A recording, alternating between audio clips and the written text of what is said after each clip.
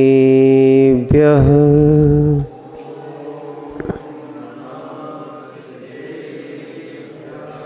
ॐ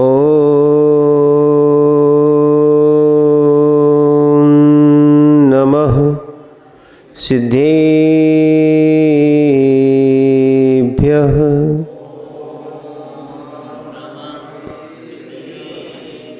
ॐ नमः सिद्धेभ्यः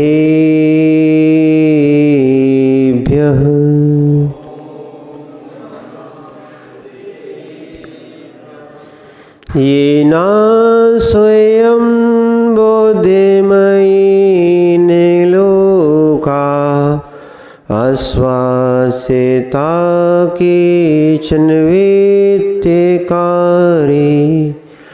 प्रबोधिता केचन मोक्षमार्गे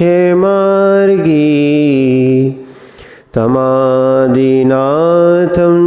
प्रणमामि नित्यं तमादिनाथं प्रणमामि नित्यं तमादिनाथं प्रणमामि नित्यं गुरुवः पान्तनो नित्यं ज्ञानदर्शननायका चारित्राणो गम्भीरा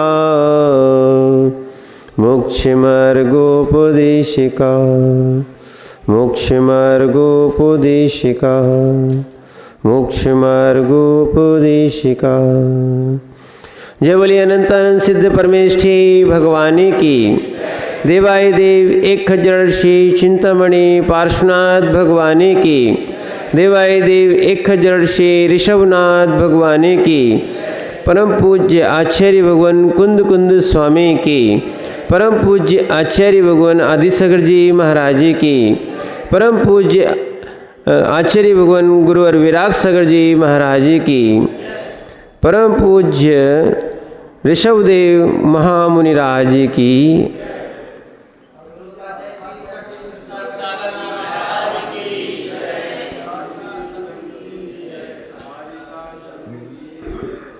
वो चेतन आत्माओं, हम सभी भगवान पार्श्वनाथ स्वामी के चरण सानिध्य में बैठे हैं और भावना भाते हैं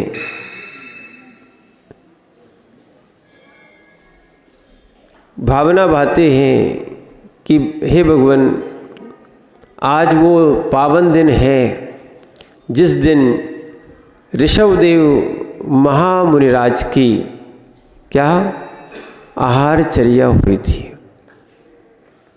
समझना, 6 महीने के बाद, आज तो इतना कभी कोई देखने भी नहीं मिलता है, 6 महीने के बाद जिन मुनिराजों को आहार मिला हो, ठीक है, तो वो ऐसा आज पावन प्रसंग दिन है जो प्रथम मुनिराज हुए। कौन से हुए हैं? ऋषभ सागर या ऋषभदेव जो थे वो प्रथम मुनिराज थे। उनके पहले कोई दीक्षा नहीं लेता। क्यों नहीं लेता? क्योंकि किसी को ज्ञान ही नहीं होता कि कैसे ये महाव्रतों का पालन किया जाता है। ये तो सब तीर्थंकर ही प्रथम दीक्षा लेके जिस श्रवण परंपरा को ये पुनः बताते हैं, बनाते नहीं हैं। किसी भी भगवान ने जैन दर्शन को नहीं बनाया, किसी भी मुनिराज ने श्रवण परंपरा को नहीं बनाया। नहीं तो बहुत से विवाद और विसंवाद खड़े हुए हैं कि इन्होंने बनाया है।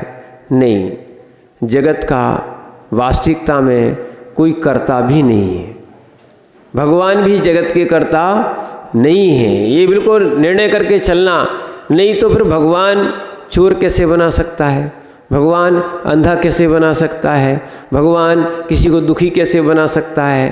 ठीक है, तो यानी फिर भगवान के अंदर भी राग द्वेष हो गया। क्या हो गया? ऐसे ही किसी को मुनिराज बना देता है और किसी को ग्रस्त बना देता है। ऐसा नहीं है। जीव अपने अपने कर्मों से उत्पन्न होता है, और किसी को भगवान स्वर्ग भेज दें और किसी को नरक भेज दें, फिर क्या कहना पड़ेगा? फिर अन्य दर्शनों को भी कहना पड़ा, जीव अपने कर्मों से जाता है, फिर उसमें भगवान का कोई कर्तव्य तो है ही कहाँ फिर। यानी अपनी बात उनकी जो कही गई है वो स्वयं बाधित हो जाती है, जिसको न्याय शास्त्र में कहा जाता है स्ववचन बाधित। क्या है? जब आप उपकार कर सकते हो, आप अपकार कर सकते हो, तो उपकार करोगे तो राग आएगा, अपकार करोगे तो द्वेष आएगा। ये राग द्वेष जो है ना, ये तो भगवान में होते ही नहीं, 18 दोषों से रहित होते हैं। क्या है? यहां तक कि निर्ग्रंथों तक को इस राग द्वेष से परे कहा गया है। क्या है? श्रावकाचार का जो रत्नकंड श्रावकाचार है, उसका आप जैसे ही चारित्र अधिकार शुरू करेंगे, उसमें लिखा है राग द्वेष निवृत्ते चरणम प्रतिपत्ते साधु। यानी जो सज्जन पुरुष होते हैं, जो व्रत आदि ग्रहण करने के भाव होते हैं, जिनने सम्यक दर्शन और सम्यक ज्ञान को प्राप्त कर लिया है, अब राग द्वेष की निवृत्ति के लिए उस सज्जन पुरुष व्रत और आचरण को स्वीकार करते हैं। और जब तक, ये बिल्कुल गांठ बांध लेना, जब तक राग द्वेष की निवृत्ति नहीं होगी तब तक साधुपना नहीं आएगा। जब साधु के लिए कहा गया है कि राग द्वेष की निवृत्ति हो, तो भगवान के पास राग द्वेष होगा क्या?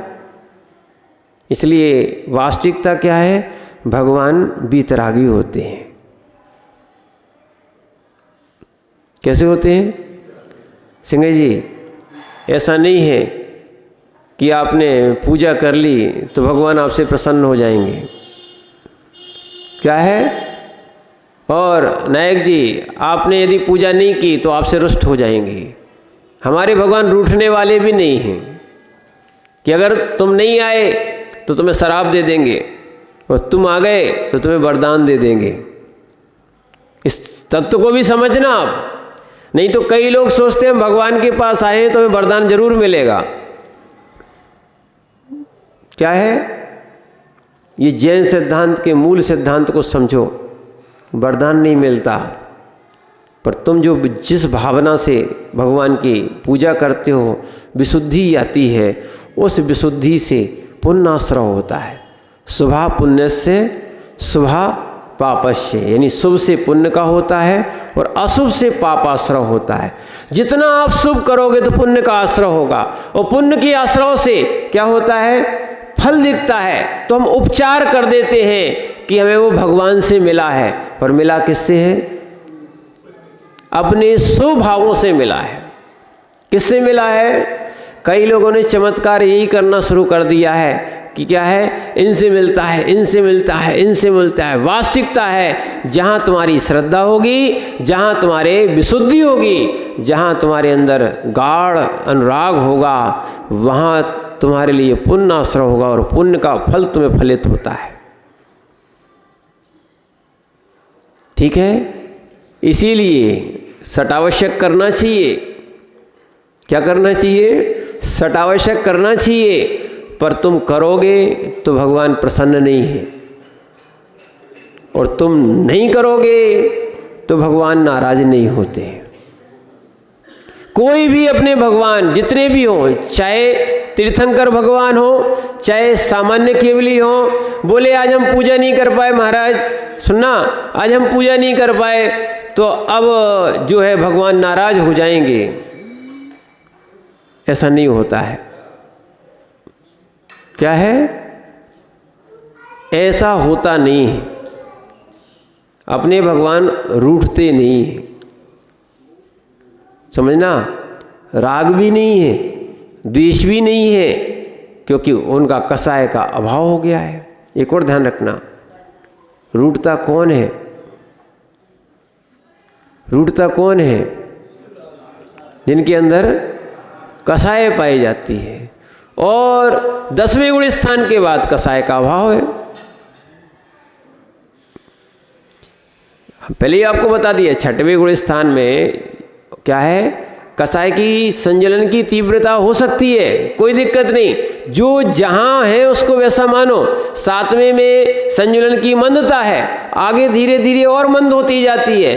5वें गुण स्थान में भी ध्यान रखना, वहां भी कसाय है, प्रत्याख्यान नाम की कसाय है। कितने दिन तक चल सकती है वो समझो। जो अनंतानुबंधी होती है वो अनंत काल तक चलती है।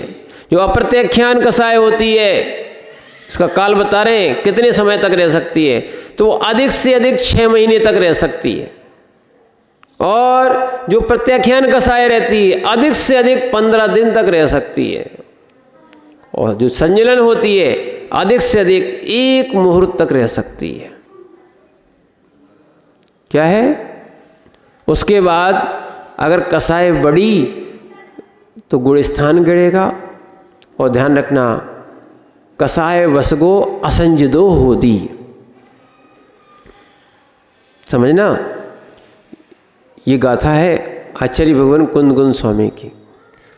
कसाय वसदो असंजदो होदी, कसाय के बस हुआ जो भी जीव है वो असंयमी होता है।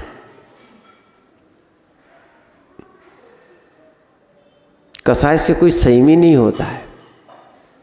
नई चीज सुनो आप, क्या है, जैसे ही कसाय आएगी असंयमी होगा, असंयम में पहुंच जाएगा। और जैसे ही कसायों का उपशम करेगा पुनः संयम आ जाएगा।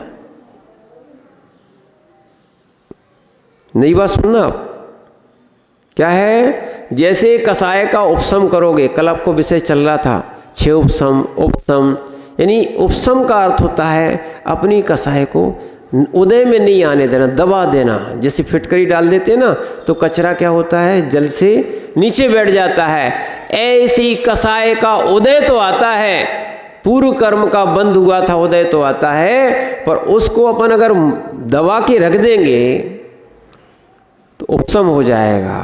क्या है, कसाय का उदय होता है, तीव्र उदय होता है, तो वो संयमी नहीं बन सकता।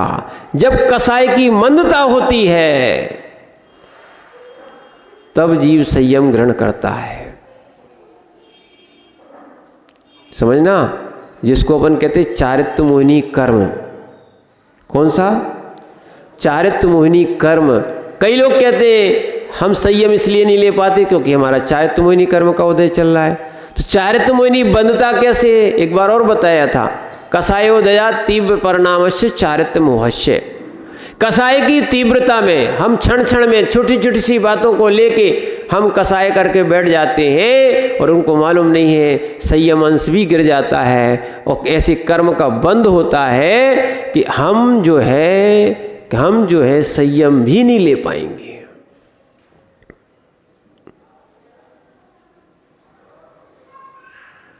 कसाय आग है, आग। क्या है, व्यक्ति तो ठीक या कोई वस्तु तो ठीक, हीरा भी डालोगे तो भस्म हो जाता है। हीरे की भस्म आती है, सोने की भस्म आती है। क्या है, स्वर्ण भस्म आती है, हीरे की भस्म आती है। किसकी आती है? सोने की भी आती है। यानी आग क्या करता है, वज्र जिसको कहा जाता है, उस हीरे को भी जला देता है। क्या है, समझ रहे ना आप बात को? हीरे को भी जला देता है। ऐसे ही जो संयम को भी जला दे उसका नाम है कसाय। संयम तो ठीक, सम्यक्त को भी जला देती है। इसीलिए क्या है, कसाय के उदय से जीव संयम ग्रहण नहीं कर पाता है। इसीलिए ये छोटे छोटे से बातों को समझते हुए हम छोटी छोटी बातों को ये देखना चाहिए। जैसे सोले के कपड़े कुछ लोग पहने बैठे हैं, बैठे ना, आप क्या करते हो? अगर सोले के रहना है तो आप क्या करते हो? क्या करते हो? क्या रहते हो? किससे दूर रहते हो? किससे? असोले वालों से और अशुद्ध वस्त्रों से आप कैसे रहते हो? दूर रहते हो। पक्का है कि नहीं है? है ना? जैसे सोले को बचाने के लिए हम क्या करते हैं? बच के चलते हैं, और अशुद्ध वस्तुओं से, असोले वाले लोगों से बच के चलते हैं, तब हमारा सोला सुरक्षित रहता है। ऐसे ही ध्यान रखना, ऐसे ही जीव को कसाय से बच के रखोगे, बचा के रखोगे, तो तुम्हारा संयम सुरक्षित रहेगा, सम्यक सुरक्षित रहेगा। प्रैक्टिकल है। अब तुम ये नहीं कहते हम क्या करें, सामने वाला ने छीन लिया, नहीं, आप क्या बोलते हो? हम सोले के कपड़े पहने हैं, और सबको मालूम है सोले के कपड़े वाला जो है ना हमेशा बच के चलता है। अब जैसे ये भैया लोग चटाई पे निकल गए हैं, इनका सोला नहीं रहा। क्या है? जिन्होंने चप्पल अप्पल कर स्पर्श कर लिया है, सोले की चप्पल नहीं होती है। आजकल पुजारी लोग पहनने लगे हैं। सुनना, और हमने आपको पहले भी बोल दिया, जितने लोग गाड़ी पे और चप्पल पहन के भगवान का अभिषेक करते हैं आके, ठीक है ना, या तो वो वस्त्र बदल के करें, और नहीं करते हैं तो उनको प्रायश्चित लेना पड़ेगा। सोले में किया है आपने? क्या है? समझना। तो इसीलिए जिस पे साधारण लोग बैठते हैं उससे अपन को बच के चलना पड़ता है। ऐसे ही अपने विशुद्ध परिणामों को, संयम परिणामों को बचा के चलना पड़ता है। इसीलिए क्या है, आज वो दिन है जिस दिन प्रथम मुनिराज कहे, और इस युग के पहले तीर्थंकर कहें, उन्होंने क्या है 6 महीने तक ध्यान किया था। उनके साथ 4000 राजाओं ने दीक्षा ली थी, जिनमें मारीची भी थे। क्या थे? मारीची भी थे।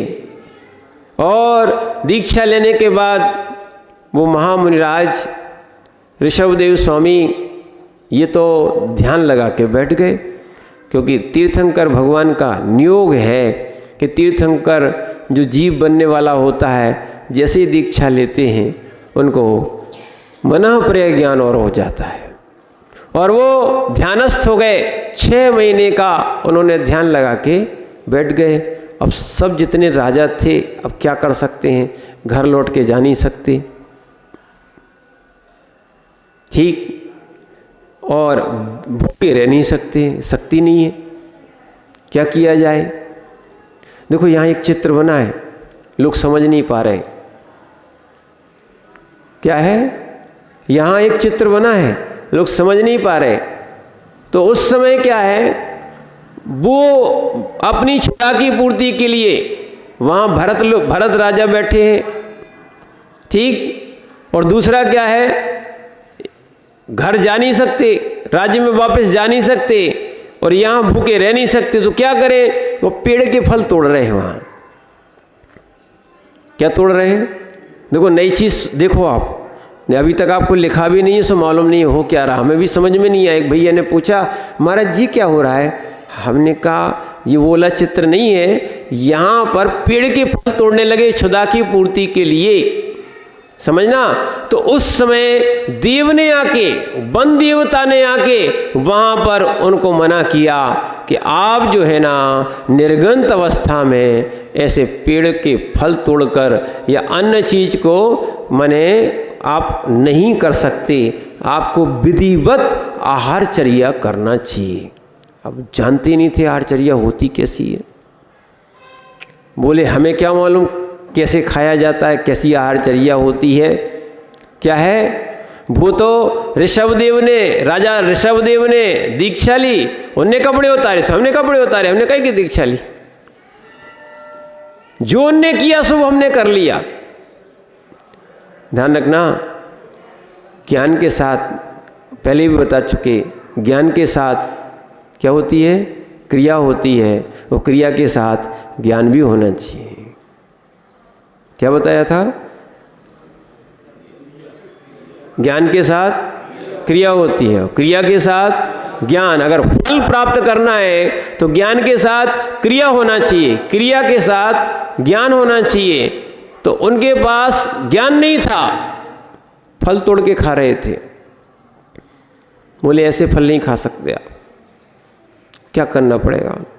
बोले आप कुछ भी वस्त्र धारण कर लो, पीछे कमंडल अलग रख दो, आप जो है ना, आपको तो क्या है, इस अवस्था में नहीं कर सकते हो, लौट के जा नहीं सकते थे। वो किसी ने छाल लपेट ली, किसी ने कपड़े लपेट लिए, फिर उन्होंने अपनी क्षुधा की पूर्ति कर ली। माने 6 महीने तक फिर एक भी मुनिराज नहीं बचा, मात्र कौन बचे थे? ऋषभदेव। उन्होंने चिंता भी नहीं की किसी की, बैठ गए तो ध्यान में बैठ गए, समझना। उस समय बिल्कुल चिंता नहीं की कि 4000 राजाओं का क्या हो रहा होगा। उन्होंने दीक्षा ले ली तो ले ली। फिर क्या हुआ, जैसे ही उन मुनिराज को आहार के लिए निकलना हुआ, क्योंकि चाहते तो और ध्यान में बैठ के केवल ज्ञान प्राप्त किया जा सकता था, पर उन्होंने कहा नहीं तो कोई आगे चल के निर्गंत श्रमण नहीं बनेगा। और ये कर्तव्य होता है, तीर्थंकरों का ही कर्तव्य होता है कि वो आहारचर्या कैसी होती है ये बताएं। ठीक, अब उन्होंने मुद्रा लेके आहार को निकले। ठीक, और जैसे ही निकले, अब कई बार आपने पंच कल्याणकों के माध्यम से देखा होगा, निकले, कोई कह रहा है कि हमारे राज्य में चलिए, कोई कहता है कि रत्न ले लीजिए, कोई कहता है कि पुत्री ले लीजिए। ठीक है, उन्हें कई प्रकार का लोभ दिया जा रहा है, बुलाया जा रहा है कि आप आइए। क्या बोलते हैं? नमोस्तु नहीं बोल रहे थे, क्या बोल रहे थे? आइए, पधारिए, आप भोजन ग्रहण कीजिए। मैंने यहाँ तक कि कहा कि आप रूठे ना, इतने दिन से आपने भोजन नहीं किया है, आप गुस्सा नहीं करें, आप क्रोध नहीं करें। ध्यान रखना, मुनि महाराज रूठ के आहार नहीं लेते। अभी मूलाचार का प्रसंग ही चल रहा था, स्वाध्याय में आया क्या, मुनि महाराज आहार लेने के बाद भी किसी श्रावक की निंदा नहीं करते, नहीं तो धूम दोष होता है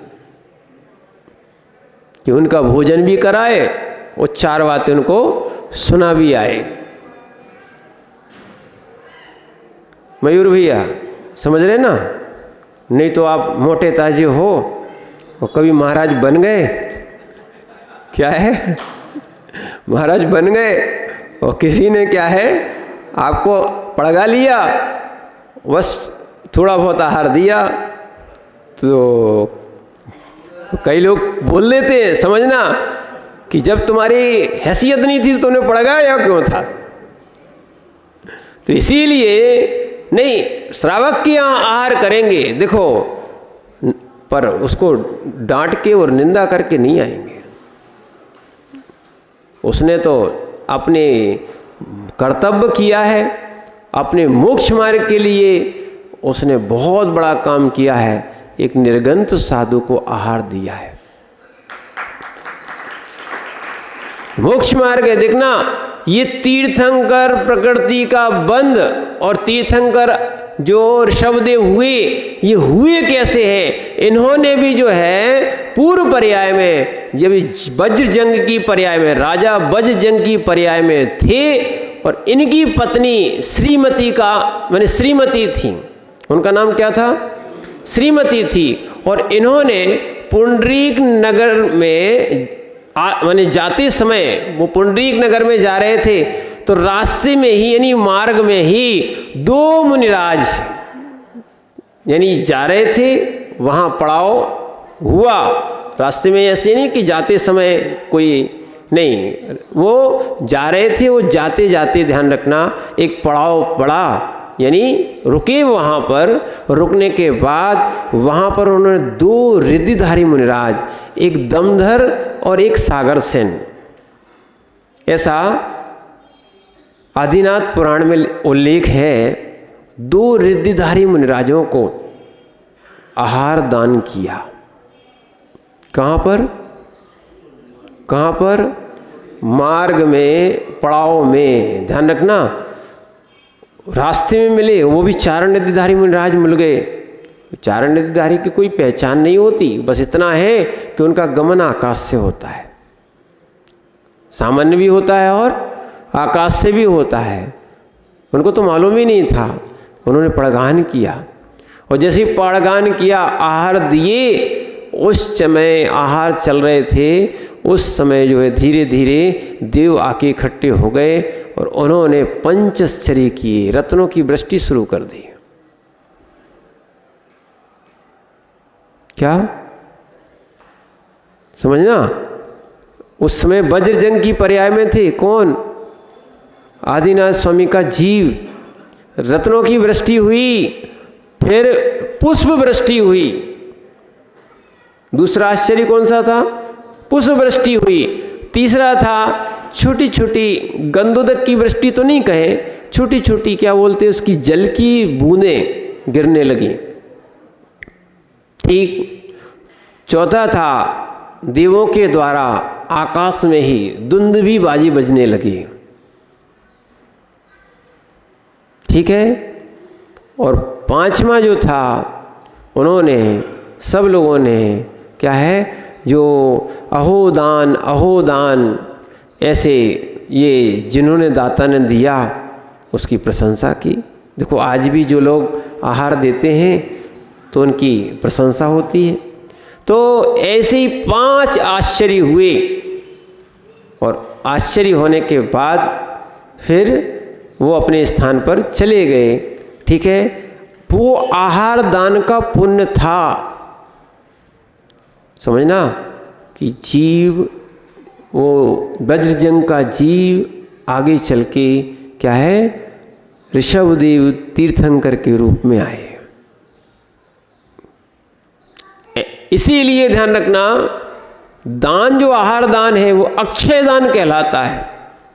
श्रावक का कर्तव्य होता है कि वो निर्गंत साधु को आहार दे, क्योंकि व्रतियों का तो नियम ही है प्रतिदिन उनको अतिथि समभाग करना चाहिए। क्या है? 12 व्रतों में क्या है? जैसे सामायिक भी आवश्यक है, सामायिक शिक्षा व्रत है, ऐसे अतिथि समभाग करना भी उनका शिक्षा व्रत है। और ये शिक्षा व्रत क्यों होते हैं? मुनि बनने की जो शिक्षा दे उनको क्या बोलते हैं? शिक्षा व्रत। गुण व्रत भी होते हैं 3। गुण व्रत इसलिए होते हैं जो गुणों को बढ़ाएं, उनको क्या बोलते हैं? गुण व्रत। इसीलिए शिक्षा व्रतों का पालन करते हैं। और ध्यान रखना, ये श्रावक का कर्तव्य है, उसको करना ही चाहिए। जो श्रावक निर्गंथों को आहार देता है उसे अक्षय पुण्य की प्राप्ति होती है। तीर्थंकर जैसे वैभव की प्राप्ति होती है। आहार दान की बात बता रहे आपसे, ठीक है। पर ध्यान रखना, उनके अंदर, दाता के अंदर 7 गुण होना चाहिए। क्या है? चाहे आज की बात बताई जाएगी उसमें भी शामिल कर लेना, और चाहे वज्रजंग की पर्याय में जब ऋषभदेव ने या ऋषभदेव के जीव ने या वज्रजंग ने जो आहार दिए थे वो दाता थे। दाता में 7 गुण होते। हमने आपको बताया था एक दिन कि हम 7 गुण भी आपको बताएंगे। तो सबसे पहली होती है, जो भी हम साधुओं को आहार देते हैं, महाव्रतियों को आहार देते हैं, सबसे पहले श्रद्धा होना चाहिए, तब वो दाता है, उसका फल मिलेगा। क्या है? नहीं तो को का के कि महाराज आए हो चौका नहीं लगाए। आपके पिताजी लगाते थे, सब लगाते थे, तो हमें भी लगाना पड़ रहा है। ठीक है ना? ऐसा नहीं, श्रद्धा भक्ति से। किससे लिए? हाँ, कि मंदिर क्यों आते? कुका के कि बताओ जैनों के मंदिर नहीं आते, आहार नहीं देते। ठीक है। तो इस कारण से जो लगा लेते हैं, वो श्रद्धा से अगर नहीं लगाया है तो वो दाता नहीं कहलाएंगे। 7 गुण होना चाहिए। जैसे आप कहते हो ना महाराज में 28 मूल गुण होना चाहिए, ठीक है, तो दाता के अंदर भी 7 गुण होना चाहिए। जब आप महाराज के मूल गुण देखते हो तो अपने भी मूल गुण और गुण देखना चाहिए। तो इसलिए दाता को बड़ी श्रद्धा से, ध्यान रखना, जितनी श्रद्धा और भक्ति से आप आहार दोगे उतनी विशुद्धि बढ़ेगी, उतना कर्म क्षय होगा।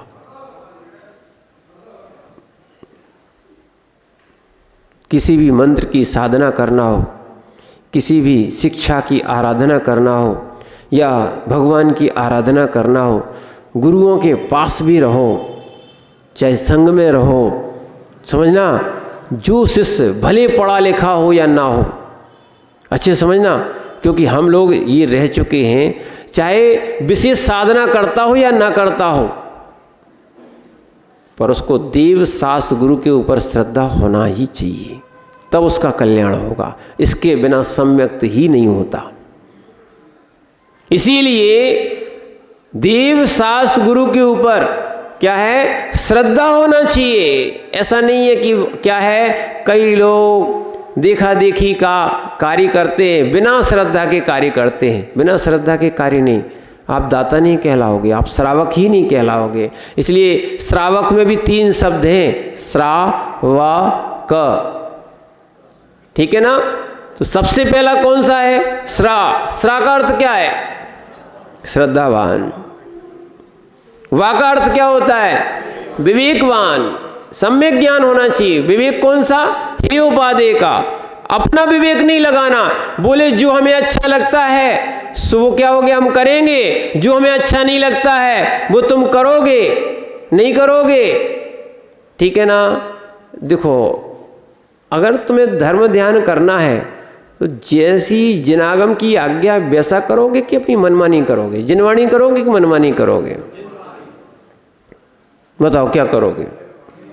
अगर सम्यक दृष्टि है, समझना, तो उसको क्या है, जिनवाणी के अनुसार ही चलना चाहिए, मनमानी नहीं करना चाहिए। तो इसलिए बोले ऐसा होना चाहिए। देखो, बहुत सारी जगह बहुत से प्रसंग उठाए गए हैं और है बातें भी, पर ध्यान रखना, चाहे पूजा का हो, चाहे आहार की विधि हो, चाहे कुछ भी हो, दाता के अंदर ध्यान रखना, या श्रावक के अंदर, पहले अपन श्रावक की बात कर रहे थे, इसमें आ गया, तो श्रावक के अंदर विवेक होना चाहिए, आगम सम्मत, आगम विपरीत नहीं।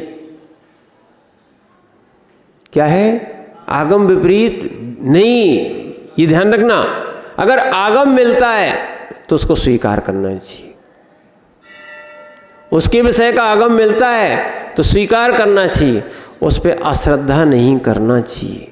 हमारा तो सीधा सीधा है, जब अपन ने घर छोड़ दिया, कुल छोड़ दिया, क्या है, वो वस्त्र छोड़ दिए, सब उतार दिया, और अगर परंपरा का और यदि अपनी रूढ़ियों का अपना बोझ मन में लिए रहे, समझना आप बात को, तो कल्याण हो जाएगा क्या। जैसा आगम में कहा गया है वैसा करना ही चाहिए। कैसा करना चाहिए, इदमेव दृश्यमेव तत्वम नान्यचान्य था इत काम पाए सांभवत सन्मार्गे संशय आरुचि। बिल्कुल भी शंका नहीं करना, ये ही है, स्पष्ट लिखा है आचार्य महाराज ने, समंतबद्ध स्वामी ने, ये ही है, ऐसा ही है, ना अन्य है ना अन्य प्रकार से। 4 बातें सीख लो भैया, बहुत काम किए, निसंकित रहोगे आप। आप कोई से पूछें कि भैया भगवान कौन होते, आपके बच्चे भी पूछें भगवान तो सब जगह होते हैं, कौन से भगवान को माने, किसको माने, कौन से शास्त्र को माने और कौन से गुरु को माने, तो 3 चीज़ें आप सीख लो। ये सम्यक दृष्टि जो होता है, श्रद्धा जो करता है, 3 पे करता है, किस पे, देव शास्त्र और गुरु पे। 4 बातें हैं, ये ही हैं, ही लगा है, ऐसे ही हैं, ना अन्य है ना अन्य प्रकार से। समझ में आ रहा कि नहीं आ रहा, कौन कौन सी बातें, ये ही है, ऐसे ही है, ना अन्य है ना अन्य प्रकार से। जिनेंद्र भगवान या भगवान ये ही है, ऐसे ही है, न अन्य है न अन्य प्रकार से। शास्त्र ये ही है, ऐसे ही है, बोले नहीं, ये समझ में नहीं आ रहा। हम बहुत सारे सुधारवादी हो गए, शास्त्र में सुधार करते हैं। करना चाहिए शास्त्र से अपने में सुधार। क्या करना चाहिए थे? शास्त्र से अपने में सुधार करना चाहिए थे। और लोग क्या कर रहे हैं? बहुत अच्छी बात क्या है? वास्तविकता में ऐसे लोग कभी भी सम्यक दृष्टि और सम्यक ज्ञान को प्राप्त नहीं कर पाएंगे।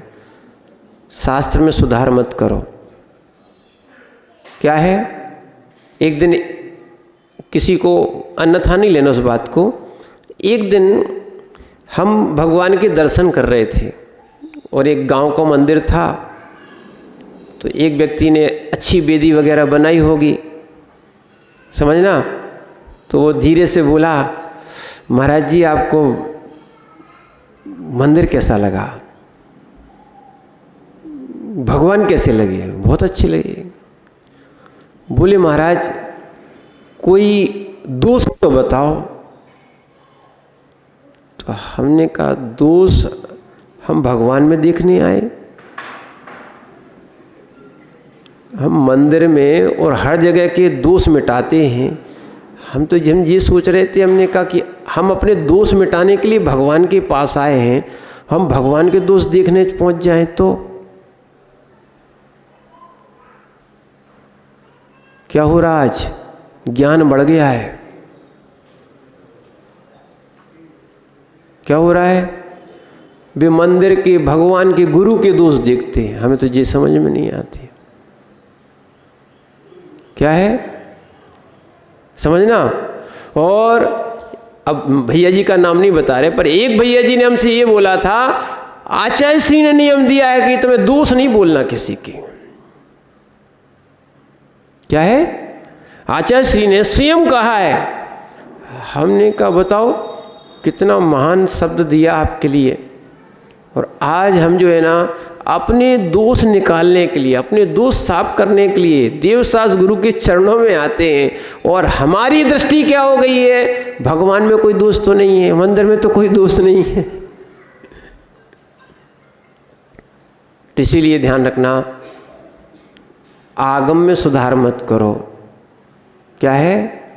निज आत्मा में सुधार करो। किसमें? वे तो निर्दोष हैं, 18 दोषों से रहित हैं। कितने हैं?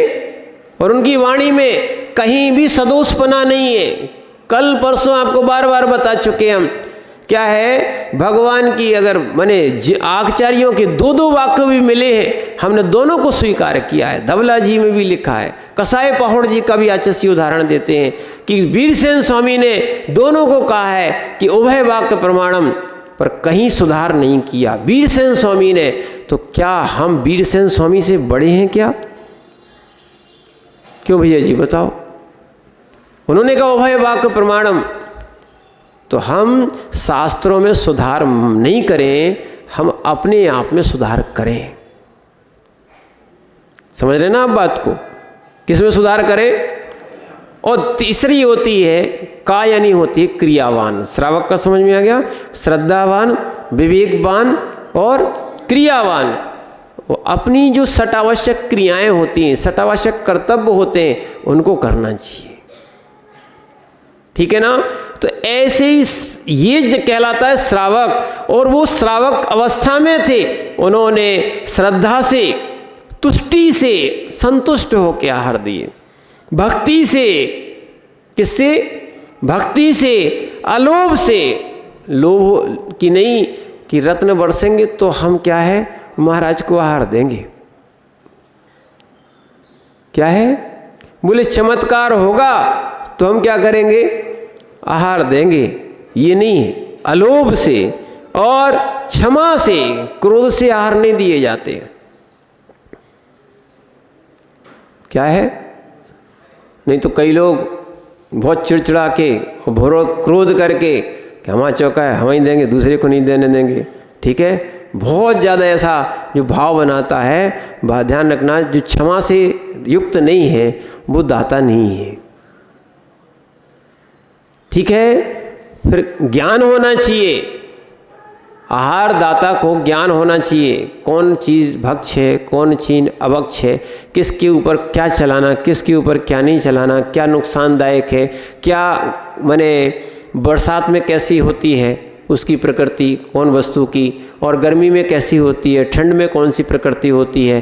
तो इन प्रकृतियों को देखते हुए, जैसे माँ रेणसार में लिखा है, जैसे माँ अपने बच्चे का ध्यान रखती है किस ऋतु में कौन सी वस्तु देय है और कौन अदेय है, या कौन नुकसान करेगी और कौन नहीं करेगी, अलग अलग ध्यान भी रखना पड़ता है। वृद्ध हैं तो क्या उनको लिए सुपाच्य होगा, और युवा हैं तो क्या उनके लिए सुपाच्य होगा, है ना।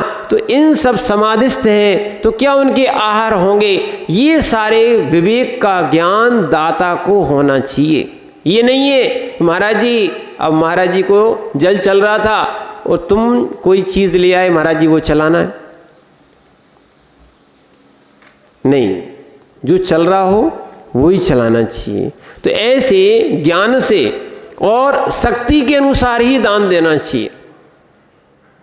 क्या है, बहुत सारे मूलाचार में दोष आए हैं, 16 उद्गम दोष।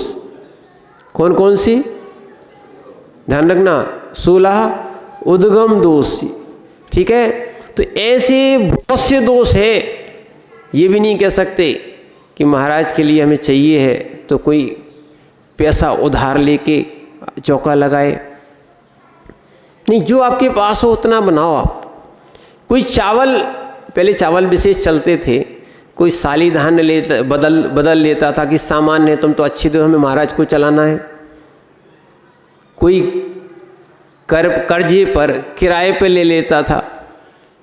ऐसे बहुत से दोष से आहार देने में भी विवेक रखना चाहिए, जितनी शक्ति हो उतना दान देना चाहिए। ऐसा नहीं है कि जब खूब सारी थाली बना लोगे तभी तुम्हारा चौका लगेगा। समझ रहे ना आप बात को। क्योंकि एक प्रसंग आज और है कि क्योंकि चंदन वाला ने भी आहार दिए थे काहे के, स्वतंत्र भैया, काहे के क्या थे, उड़द के छिलके थे वो, और वो स्वयं के भोजन के लिए दिए जाते थे। उन्होंने उड़द के छिलके महामुनिराज वर्धमान स्वामी को आहार में चलाए, तो तुम नहीं चला देना। क्या है, वो महाराज रिद्धिधारी महाराज थे, उनके हाथ में कोई भी नीरस भी आएगी तो कैसी हो जाएगी, सरस हो जाती थी, एक विशेषता थी, ठीक है। उन्होंने उसका भी आहार लिया। तो कहने का तात्पर्य इतना है, शक्ति से, और किसी को ज़बरदस्ती नहीं करना चाहिए कि ऐसा बनाओ, ये लाओ, ये चीज़ें करो तब चौका लगा सकते हो, नहीं। आप तो जो अपने लिए बनाते हो, जैसा आपका भोजन रहता है वैसा शुद्ध आहार होना चाहिए, प्रासुक आहार होना चाहिए। और वो निर्गंथों को आप चलाते हो तो ध्यान रखना, जो तीर्थंकर को प्रथम आहार देता है वो लगभग उसी भाव से मुक्त जाता है। तीर्थंकर को प्रथम आहार देने वाला जीव, नियम है उसका, पूरे शास्त्रों में देख लेना। तो ऐसी 7 भक्तियों से युक्त होकर वज्रजंग और श्रीमती के जीव ने आहार दान दिया था। और उसके बाद क्या हुआ, वज्रजंग का जीव कौन बना, हाँ, ऋषभदेव। कौन बने, ऋषभदेव महामुनिराज बने। और श्रीमती का जो जीव था, कौन सा, श्रीमती का जो जीव था, मालूम वो कौन बना, राजा श्रेयांश। 2 भाई थे, और सोम, क्या है, सोम और श्रेयांश, 2 राजा भाई थे ये लोग। और मुनिराज यानी कि जो ऋषभदेव थे वो 6 महीने नहीं, 7 महीने 13 दिन तक अंजलि लगा के घूमते रहे। कोई नवदा भक्ति नहीं जानता था। जब तक नवदा भक्ति नहीं होती है, निर्गंथ मुनिराज या वो महाव्रती पड़गते नहीं हैं। क्या है? नवदा भक्ति का फल भी अचिंत्य है। समझ रहे ना आप बात को? रत्नगण श्रावकाचार में भी आया है, अन्य श्रावकाचारों में आया है, इसका वर्णन है। अब समय सार में नहीं मिलेगा इसको, नहीं तो तुम समय सार में पूछो, बोले मूलाचार्य मिलेगा, तो मूलाचार्य में नहीं मिलेगा, क्योंकि आहार कौन देता है? श्रावक। तो श्रावकाचार में मिलेगा, जहाँ जिसका विषय होगा वो वहाँ मिलेगा। तो इसीलिए प्रथमानुयोग में भी मिलेगा और श्रावकाचार में भी मिलेगा। तो उस समय ध्यान रखना, उन्होंने नवदा भक्ति की, और वो भी कैसे की? उनको तो मालूम ही नहीं था। उन्होंने कहा राजा ऋषभदेव अपने नगर की ओर पधार रहे हैं, और जैसे ही उन्होंने ऋषभदेव को देखा तो उन्होंने कहा ये तो मुनिराज हैं, ऐसा लगता है कि ये कभी देखा है ऐसा। ठीक है, और बस उनको देखते ही साथ उनको जाति स्मरण हो गया। पूर्व भाव में हम जब श्रीमती की पर्याय में थे और ये हमारे स्वामी थे, इन्होंने वज्रजंग की पर्याय में, बताओ, हम लोगों ने रास्ते में ही पड़ाव में 2 चारण निधिधारी मुनिराजों को आहार दिए थे। और जैसे ही उनको क्या है ज्ञान हुआ, ये अवधि ज्ञान उन्हें जाति स्मरण हुआ, उन्होंने कहा ये निर्गंथ योगी हैं, ये नवदा भक्ति के बिना आएंगे नहीं। और उन्होंने आमंत्रण देना बंद किया और फिर प्रारंभ कर दिया, हे स्वामी नमोस्तु नमोस्तु नमोस्तु। और जैसे ही उन्हें आत्र आत्र आत्र तिष्ठ तिष्ठ बोला, वो मुनिराज उनके सामने आके खड़े हो गए। ये तो मात्र पड़गाहन है, परिक्रमा की, ये पड़गाहन में ही आ गया। ठीक है, फिर उन्होंने माने भोजनशाला में प्रवेश करें या आहारशाला में प्रवेश करें, शुद्धि भी बोल सकते हैं, ये सब एक ही में आता है। किसमें? पड़गाहन में। दूसरा, जैसे ही वो गए उच्चासन दिया। क्या किया? उच्चासन दिया। तीसरा क्या है? तीसरा क्या है? पाद प्रक्षालन। क्या किया? पाद प्रक्षालन किया। विधि है, जब तक विधि नहीं थी सो विधि नहीं मिल रही थी, और विधि की सो विधि मिल गई। तो क्या किया? पाद प्रक्षालन किया। उसके बाद फिर की पूजा, अष्टद्रव्य से क्या की? पूजा की। और पूजा करने के बाद फिर जो है उनको नमस्कार किया। ये हो गई 5वीं। कौन सी हो गई? कौन सी? नमस्कार। पूजा के बाद क्या करना चाहिए? यानी नमोस्तु बोलना चाहिए। ठीक है, फिर उसके बाद हाथ जोड़ के मन शुद्धि, वचन शुद्धि, काय शुद्धि, आहार जल शुद्ध है। जब ऐसे ही नवदा भक्ति हुई, तब उन मुनिराज ने जो 6 महीने तो मात्र ध्यान में रहे और 7 महीने 13 दिन तक जिनकी विधि नहीं मिली थी, ऐसे ऋषभदेव स्वामी ने आहार में सबसे पहले मात्र इक्षु रस लिया था। क्या लिया? 3 अंजलि, ज्यादा भी नहीं, 3 अंजलि क्या लिया? इक्षु का रस लिया। इक्षु रस लेने के बाद मुनिराज जल आदि से शुद्धि करके अपने स्थान पर बैठ गए। समझना, चारों तरफ से वहाँ भी जो पहले पंचश्चर्य बताए थे वो शुरू हो गए। और तो और क्या, वहाँ पर भरत को जैसे ही समाचार मिला, भरत भी अपने विद्या के विमान आदि से तुरंत वहाँ पर आया, और उसने, भरत ने उन राजा श्रेयांश और सोम का सम्मान किया कि वास्तविकता में भले ही मैं चक्रवर्ती हूँ, पर वास्तविकता में तुमने आहार विधि का प्रारंभ किया है, तुम सबसे बड़े दाता हो और चक्रवर्ती से भी बढ़ के हो तुम। ध्यान रखना, धर्म तीर्थ की स्थापना करने वाले, ध्यान रखना, धर्म तीर्थ की स्थापना करने वाले क्या है? कौन थे? कौन थे? कौन थे? राजा श्रेयांस नहीं थे, इसलिए तुम जानते, तुम वही बोलोगे। हाँ, ऋषभदेव ने धर्म तीर्थ की स्थापना की, और दान तीर्थ की स्थापना करने वाला कौन था? अब बोलो आप। राजा श्रेयांस और राजा सोम, इन लोगों ने निर्गंत साधुओं को आहार दान दिया था। इसीलिए ध्यान रखना, ये आज का दिन था, ये आज तिथि भी ध्यान रखना, जो भी आहार दिया जाता है, चाहे वो प्रतिदिन का हो और चाहे कभी भी निर्गंथों को दिया जाए, ये अक्षय दान कहलाता है। आहार दान क्या कहलाता है? अक्षय दान कहलाता है। इस कारण से आज की तिथि का, तृतीया का नाम ही अक्षय तृतीया पड़ गया।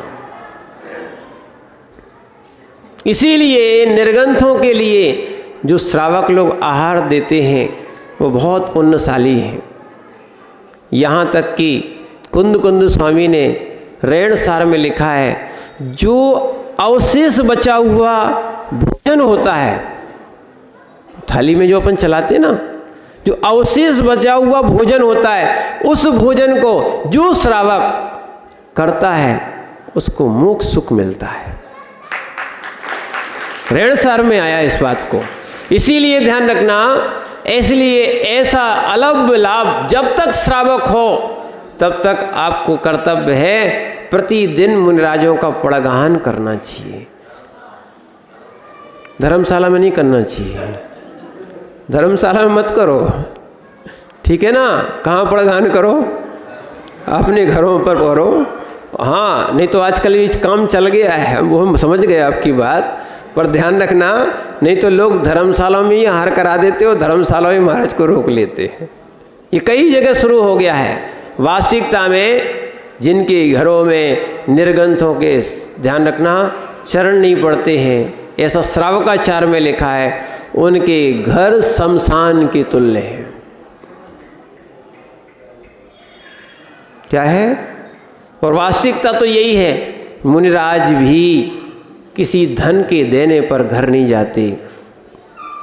3 कारणों से जाते हैं, या तो जिनालय हो, क्या हो? चैत्यालय हो, जिनालय हो, तब जाते हैं, ठीक। और दूसरा क्या है? कहीं आहार लेने जाना हो तब जाते हैं। और तीसरा कोई संबोधन के लिए, छपक है या कोई बेचारा माने अंतिम समय उसका चल रहा है, उसके लिए संबोधन के लिए भी जाते हैं। वैसे मुनिराजों का गमन नहीं, ग्रस्तों के घर चाहे स्वयं के घर हैं, वहाँ नहीं होता है। इसीलिए ध्यान रखना, ये धन के लिए नहीं जाते हैं, ये कोई इच्छाओं के लिए नहीं जाते हैं, ये मात्र आहार लेने के लिए जाते हैं। और आहार भी, आज प्रसंग चल रहा था, आहार भी इसलिए लिए जाते हैं कि उसके भी कुछ कारण बताए हैं। रत्नात्रय की वृद्धि के लिए, स्वाध्याय के लिए, संयम के लिए, मुनिराज भी दूसरे मुनिराजों की वैयवृत्ति के लिए भी आहार लेते हैं। आहार लेने के भी कारण हैं। अकारण से वो आहार नहीं लेते कि शरीर बढ़ाने के लिए, सुंदर होने के लिए, मोटा ताजा दिखने के लिए, ठीक है, इसलिए वो आहार नहीं लेते हैं। ये रत्नात्रय के पालन के लिए आहार लेते हैं। बहुत अच्छा दाता होता है जिनकी करोड़ों की, अरबों की संपदा हो, अगर वो आहार नहीं दे सकते हैं, या जैसे भरत चक्रवर्ती थे, भरत चक्रवर्ती पड़गान नहीं कर पाए, बाद में किया, पर प्रथम पड़गाहन राजा श्रेयांस के यहाँ हुआ। समझना आप बात को। तो चक्रवर्ती स्वयं बोल रहे थे, मेरी विभूति सब तुम्हारे सामने फीकी है, चक्रवर्ती पना फीका है। कैसी विभूति कि मैं चक्रवर्ती होकर दान नहीं दे पाया, मुझे विधि का भी ज्ञान नहीं था। धन्य है तुम जो तुम्हें क्या है, इस विधि से तुमने आहार दिया और महामुनिराज का पड़गाहन किया। तो इसीलिए ध्यान रखना, जब भी अपने नगरों में क्या है, क्या निर्गंथ योगी आए, ठीक है ना, मुनि, आर्यका, श्रावक यानी क्षुल्लक और क्षुल्लिका ये भी आए, तो इनको नवदा भक्ति से हमें आहार देना चाहिए। अब आदिनाथ भगवान दोबारा लौट के नहीं आएंगे, ऋषभदेव भगवान बार बार नहीं आएंगे, महावीर भगवान भी बार बार नहीं आएंगे, पर जो इन मुनिराजों को आहार दे रहा है इन्हीं में से तीर्थंकर भगवान ही होंगे। ये भावी भगवान है, कोई भगवान आहार नहीं लेता। हमारे यहाँ 18 दोषों से रहित भगवान होते हैं, कोई समोसरण से उतर के अंजलि बांध के कोई नहीं आएगा। क्या है, हमारे भगवान कवलाहारी नहीं होते, सिद्ध का तो शरीर ही नहीं होता, आहार कैसे लेंगे। क्या है, जैन दूसरी एक संप्रदाय में वो भगवान आहार करते हैं, पर दिगंबर संप्रदाय में भगवान आहार नहीं करते हैं। मात्र आचार्य, उपाध्याय, साधु, आर्यिका, क्षुल्लक, एलक जी ये और माने व्रती श्रावक भी ये क्या करते हैं, अतिथि समवाक से आहार करते हैं। समझना, इसीलिए ध्यान रखो। यहाँ भी बहुत अच्छी बात है, एक क्या बना के रखी है, कोई हाँ व्रतियों के लिए भी क्या है, एक बहुत अच्छी यहाँ शुरुआत है, ये ध्यान रखना चाहिए। ये अतिथि समभाग करना अपना श्रावकों का कर्तव्य है और बहुत अच्छा कार्य है। हम भी ऐसे निर्गंत साधुओं को पड़गाहन करें और उनको आहार दें, जिससे कि हमारा मोक्ष मार्ग प्रशस्त हो। क्योंकि सबसे पहला अपना कर्तव्य कुंद कुंद स्वामी के अनुसार दानम पूजम मोखम ना हुई तीर्ण सावय धम्बम, यानी दान, ये आहार दान क्या है, आहार दान अपना प्रथम कर्तव्य होता है, उसको हमें करना चाहिए। और हम भगवान की देव पूजा आदि भी कर्तव्य करें। ऐसा आज के दिन दान तीर्थ की स्थापना हुई थी, तो आज कम से कम इस दान तीर्थ के दिन जहाँ भी निर्गंथ मुनियों को आहार दान देने का आपको अवसर मिले, तो आज अकेले नहीं देना, देना तो रोज़ चाहिए है, पर आज का दिन विशेष है। जो नहीं दे पाता हो तो आज के दिन उन मुनिराजों को आप आहार दान करें, या उन माता जी या जो इल्लक जी छुल्लक जी तो भी है ही नहीं है, और जहाँ भी मिले आपको ऐसे दिन पर ज़रूर उनको पड़गाहन करना चाहिए। और आज के दिन अपन क्या है, 2 तिथियाँ हो गई इस कारण, नहीं तो वास्तविकता में था कल भी अक्षय तृतीया कई जगह मानी गई है, अपन आज मानते हैं, कोई दिक्कत नहीं। आज के दिन घर घर में चौक पूरते हैं, घर घर में क्या होता है, मुनि का पड़गाहन होता है। तो हम ऐसी विधि करें जिससे कि हमारे अंदर संस्कार आएँ। जो व्यक्ति आहार देता है उसका फल है कि आगे चल के वो भी निर्गंथ बन के आहार लेता है। इसलिए हम ऐसे निर्गंथ पद को प्राप्त हो, निर्गंथ मुनिराजों के लिए आहार जरूर दें और नवदा भक्ति के साथ और 7 गुणों के साथ दाता बने। ओम नमः सिद्धेभ्यः।